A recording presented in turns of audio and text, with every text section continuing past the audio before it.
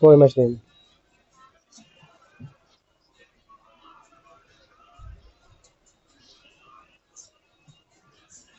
সত্যি তুমি মেশিন চালিয়ে হারো?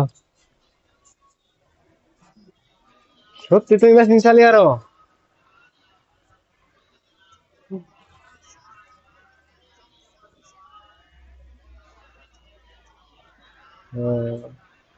কিন্তু তুমি অনেক লক্ষ্মী গো। তুমি তো অনেক লক্ষ্মী।